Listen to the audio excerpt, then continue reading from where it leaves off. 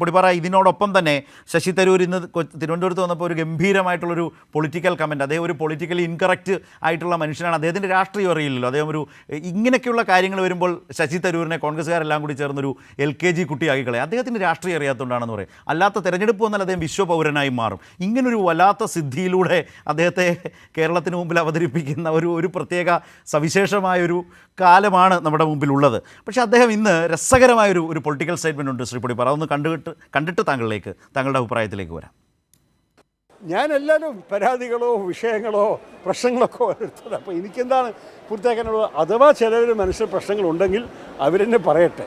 ഇത് നോക്കൂ, എനിക്ക് ചിലപ്പോൾ ഒരു സന്തോഷമുണ്ട്, ഇടയ്ക്ക് നമ്മളുടെ പാർട്ടിയിലകത്ത് ചില നേതാക്കളുടെ ഇടയിലൊരു തമ്മിത്തലുണ്ടാവുന്നത് കേട്ടിട്ട് അത് എപ്പോഴും ഒരു ദുഃഖം തോന്നുന്ന കാര്യമാണ്. ഇത് എൻ്റെ വിഷയത്തിലെങ്കിലും ഐക്യം വന്നു, നല്ല സന്തോഷമല്ലേ, നല്ലൊരു കാര്യമായിരിക്കട്ടെ. വരുന്നു, താങ്ക്സ്. എങ്ങനെയുണ്ട് ശ്രീ പൊടിപ്പാറ? ഗംഭീരാടിയല്ലേ?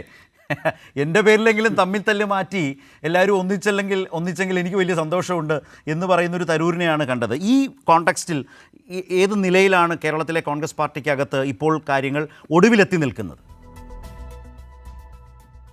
ഞാൻ ഇത്തരം സ്റ്റേറ്റ്മെന്റ് ശശി തരൂർ നടത്തുന്നതിനോട് യോജിക്കുന്നില്ല ശരത്തെ. കാരണം അദ്ദേഹം ഒരു പ്രധാന പാർട്ടിയുടെ, കോൺഗ്രസിന്റെ കേരളത്തിൽ നിന്നുള്ള വർക്കിംഗ് കമ്മിറ്റി അംഗമാണ്.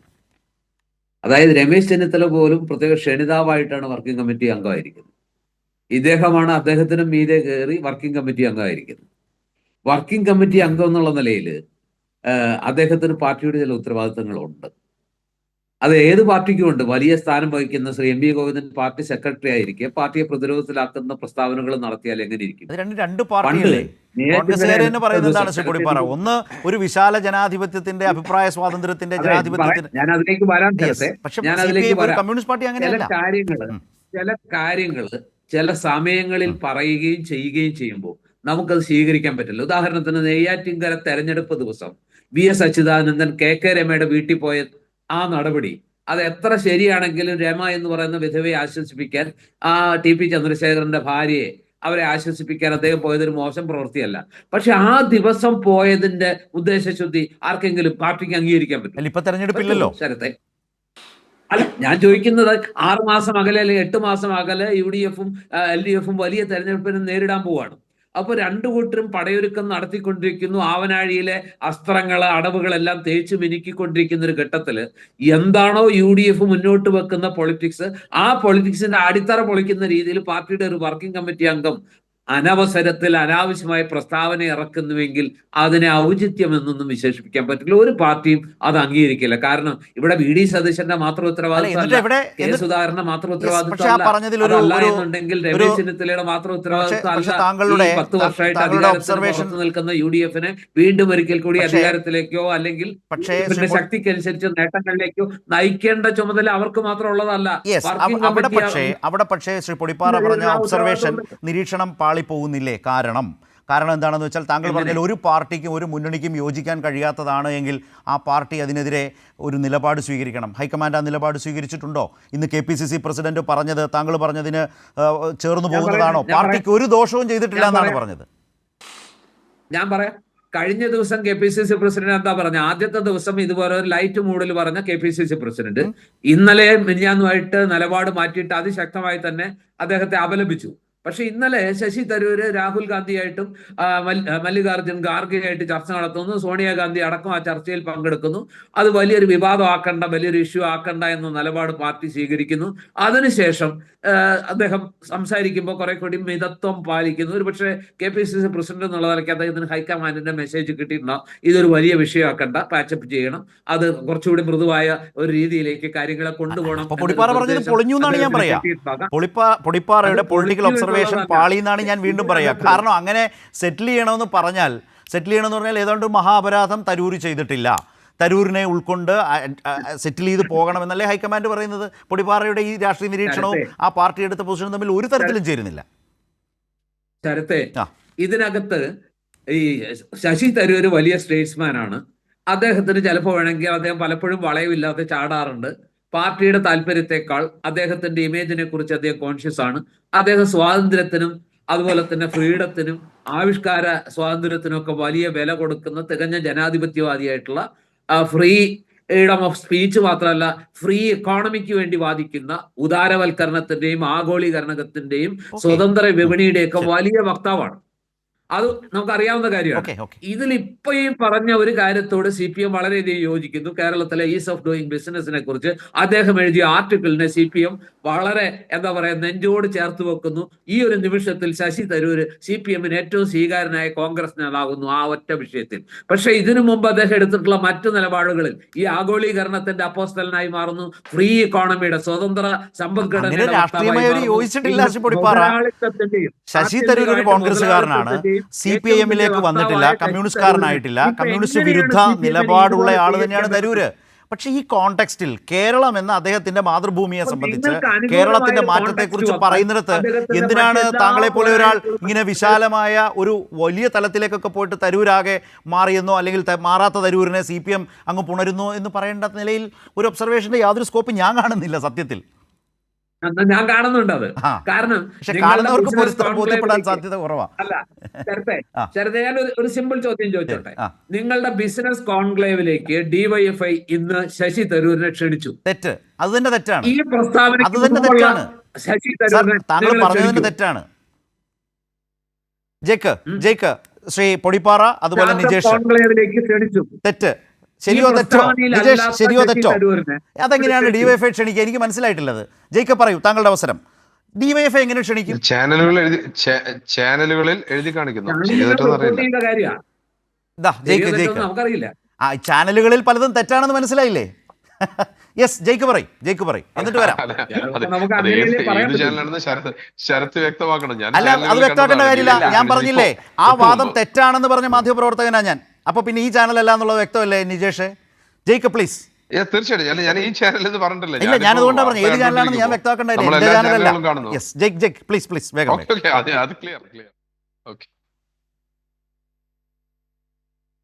അല്ല, തീർച്ചയായിട്ടും ബഹുമാന്യനായ മാധ്യമപ്രവർത്തകന്റെ പല വാദങ്ങളോടും ചരിത്രബോധത്തിന്റെയും വസ്തുതകളുടെയും അടിസ്ഥാനത്തിൽ നമുക്ക് വിനയപൂർവ്വം വിയോജിക്കേണ്ടതായിട്ട് വരും. അതിന് തൊട്ടു മുമ്പ് ബഹുമാന്യനായ കോൺഗ്രസ് പ്രതിനിധി, എനിക്ക് അദ്ദേഹത്തോട് അല്പം ബഹുമാനം തോന്നിപ്പോയി. കാരണം സമീപത്തുള്ള മറ്റു കോൺഗ്രസ് പ്രതിനിധികളിൽ നിന്ന് വ്യത്യസ്തമായിട്ട് അദ്ദേഹത്തിന്റെ ഉള്ളു തുറന്ന് സത്യസന്ധമായി സംസാരിച്ചു എന്ന് വേണം തുടക്കഘട്ടം നിരീക്ഷിക്കുമ്പോൾ കാണാൻ. അദ്ദേഹം പറഞ്ഞു, എന്റെ മാനസികമായ അഭിപ്രായത്തിൽ ഉപരിയായിട്ട് പാർട്ടി ഏൽപ്പിച്ച ഉത്തരവാദിത്വം. അതിൽ നിന്ന് തന്നെ എനിക്ക് തോന്നുന്നു ശരാശരി മലയാളിയുടെ ഒരു പൊതുബോധം അദ്ദേഹത്തെ വല്ലാതെ ആകർഷിച്ചിട്ടുണ്ട്, അല്ലെങ്കിൽ ആ സമ്മർദ്ദം അദ്ദേഹത്തെ വശംവദനാക്കിയിട്ടുണ്ട് എന്ന് വേണം കാണാൻ. പാർട്ടി ഏൽപ്പിച്ച ഉത്തരവാദിത്തം വിയോജിപ്പോടുകൂടെ നിർവഹിക്കേണ്ട വരുന്നു എന്നുള്ളത് വരികൾക്കിടയിൽ വായിക്കാൻ കഴിയുന്നത് പോലെയാണ് കോൺഗ്രസ് പ്രതിനിധിയുടെ പ്രതികരണം. ഞാൻ എന്റെ വ്യക്തിപരമായ അഭിപ്രായം പറഞ്ഞതാണ്. അങ്ങേക്ക് പൂർണ്ണമായി വിയോജിപ്പുണ്ടാകും എന്നറിഞ്ഞുകൊണ്ട് തന്നെ എന്റെ അഭിപ്രായം ഞാൻ പറഞ്ഞതാണ്, ഇരിക്കട്ടെ. പക്ഷെ അദ്ദേഹം പറഞ്ഞു ഈ 100 കോടിയുടെയും 1000 കോടിയുടെയൊക്കെ വരുമാനമുള്ള കമ്പനികളെ സംബന്ധിച്ച് കേരളത്തിന്റെ വ്യവസായ മന്ത്രി പറയുന്നു അതെവിടെയാണുള്ളത്, അത് GDP-യിൽ അല്ലെങ്കിൽ GST-യിൽ എവിടെയാണ് രജിസ്റ്റേർഡ് ആയിട്ടുള്ളത്, ഇത്യാദി കാര്യങ്ങൾ പറയുന്നു. ഞാൻ പറയുന്നു ഇത് മാത്രമല്ല ബഹുമാന്യനായ കോൺഗ്രസ് പ്രതിനിധി, എന്തുകൊണ്ടാണ് കേരളത്തിന്റെ പ്രതിപക്ഷ നേതാവിന്റെ വാർത്താ സമ്മേളനം അതേപടി പകർത്തിക്കൊണ്ട് ഓരോ ആരോപണങ്ങളെയും കേരളത്തിന്റെ പൊതുസംവാദ സ്ഥലിക്ക് മുമ്പിൽ, കേരളത്തിന്റെ പബ്ലിക് ഡൊമൈന് മുമ്പിൽ ഘട്ടം ഘട്ടമായി നിർത്തിവെച്ച് പ്രതിപക്ഷ നേതാവിന്റെ ഓരോ ചോദ്യത്തിനും, അതായത് അങ്ങ് ഇപ്പൊ സൂചിപ്പിച്ച കേവലമായ 100 കോടിയുടെ 1000 കോടിയുടെ എത്ര കമ്പനി എന്ന ചോദ്യത്തിനല്ല, നമ്മൾ ആസ് ആൻ അവർ ബിഫോർ 3,45,335 MSME-കൾ രജിസ്റ്റർ ചെയ്യപ്പെട്ടിട്ടുള്ള കേരളത്തിൽ ഈ മുഴുവൻ MSME-കളെ സംബന്ധിച്ചും കേരളത്തിന്റെ നിയമസഭയിൽ സംവാദം ഉയർന്നു വന്നില്ലേ? അങ്ങ് ചെലവെടുക്കുന്നതോ അങ്ങയുടെ പാർട്ടി ചെലവെടുക്കുന്നതോ അല്ലല്ലോ നമ്മുടെ പ്രശ്നം. ചെലവ് നമുക്ക് ആർക്ക് വേണമെങ്കിലും എടുക്കാം. പക്ഷേ അങ്ങ് സൂചിപ്പിച്ച 1-2 കമ്പനികളല്ല. കേരളത്തിന്റെ ഈസ് ഓഫ് ഡൂയിങ്ങിന്റെ ആദ്യത്തെ വിജയഘട്ടത്തിൽ കേരളത്തിന്റെ പ്രതിപക്ഷ നേതാവിനെ എറണാകുളം സംഗമത്തിൽ പങ്കെടുക്കാൻ വിളിച്ചപ്പോൾ അദ്ദേഹം നിഷേധിച്ചിട്ട് അദ്ദേഹം അങ്ങേക്കാൾ വിഷലിപ്തമായ നിലയിൽ, ആവൽകരമായ നിലയിൽ മുമ്പ് സൂചിപ്പിച്ച പഞ്ചാബിലെ ജസ്പ്രീത് സിംഗിനെ അനുസ്മരിക്കുന്നത് പോലെ അദ്ദേഹം പറഞ്ഞു ഇത് മുഴുവൻ കള്ളമാണ്, പെട്ടിക്കടയും ബാർബർ ഷോപ്പും ബിരിയാണി കടയും ഒക്കെയാണ്, ഇതിനു വേണ്ടി എന്നെ കിട്ടില്ല എന്ന നിലയിൽ കേരളത്തിലെ സംരംഭകരെ അങ്ങേയറ്റം ആക്ഷേപിക്കുന്ന, പരിഹസിക്കുന്ന നിലപാടാണ് സ്വീകരിച്ചത്. വ്യവസായ മന്ത്രിയുടെ പ്രതികരണം എന്തായിരുന്നു? അവിടെയാണ് കോൺഗ്രസ് പ്രതിനിധിയുടെ ശ്രദ്ധ ക്ഷണിക്കാൻ ഞാൻ ആഗ്രഹിക്കുന്നത്.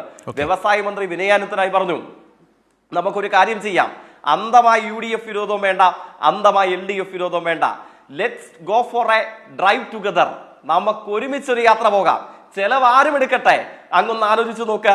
കേരളത്തിന്റെ MSMEകൾ, അതായത് 14 ജില്ലകൾ തിരിച്ച് 30% വനിതകളും SC/ST വിഭാഗത്തിൽപ്പെട്ടവരും OEC, OBC, ജനറൽ, മൈനോറിറ്റി വിഭാഗത്തിൽപ്പെട്ടവരും ആകെ തുടങ്ങിയിട്ടുള്ള ട്രേഡും മാനുഫാക്ചറും ഉൾപ്പെടെയുള്ള കാറ്റഗറിക്കലായി തരംതിരിച്ച കേരളത്തിന്റെ ജെൻഡർ വിഭാഗത്തിൽപ്പെട്ടവർക്ക് വേണ്ടി തരംതിരിക്കപ്പെട്ട ഇത്രയും സുതാര്യമായി പബ്ലിക് ഡൊമൈന് മുമ്പിൽ Kerala.enterprises.kerala.government.in ആ സൈറ്റിൽ അനുദിനം അപ്ഡേഷന് വിധേയമാക്കപ്പെട്ടുകൊണ്ടിരിക്കുന്ന ഈ കണക്കിനെ സംബന്ധിച്ച് സംശയം ഉന്നയിച്ചപ്പോ കേരളത്തിന്റെ വ്യവസായ മന്ത്രി പ്രതിപക്ഷ നേതാവിനോട് പറഞ്ഞു, നമുക്ക് ഒരുമിച്ച് യാത്ര പോകാം, ഇതൊരു പുതിയ അനുഭവമാകട്ടെ, സംരംഭം തുടങ്ങുന്നവർ ആരുമാകട്ടെ, അത് RSSോ കോൺഗ്രസോ ഇടതുപക്ഷമോ ആരുമാവട്ടെ, ആ സംരംഭം തുടങ്ങുന്ന നല്ല മലയാളികളുടെ മനസ്സിലേക്ക് നമുക്കൊരു സന്ദേശം കൊടുക്കാം.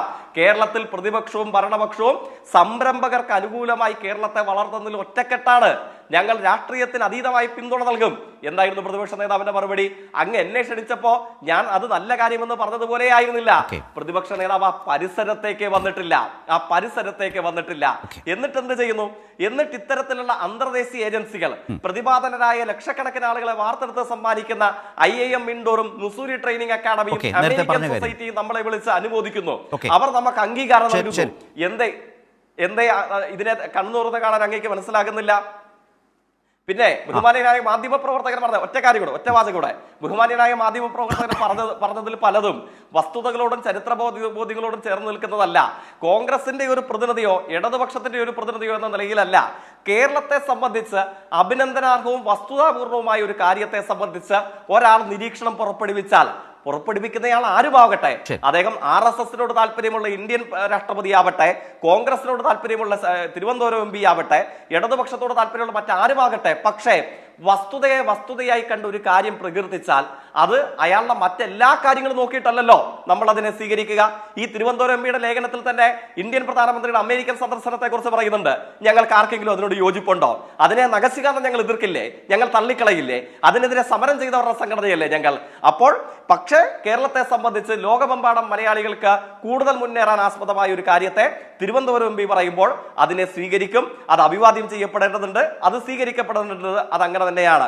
പിന്നെ ഒറ്റ വാചകത്തിൽ പറഞ്ഞോളാം, DYFIയുടെ മാവോസോ എന്ന് പറയുന്ന നവീനാശയങ്ങളുടെ സ്റ്റാർട്ടപ്പ് ഫെസ്റ്റിവലിൽ തിരുവനന്തപുരം MPയെ സമ്പൂർണ്ണമായി പങ്കെടുക്കാൻ ക്ഷണിച്ചു. അങ്ങനെയായിരുന്നില്ല.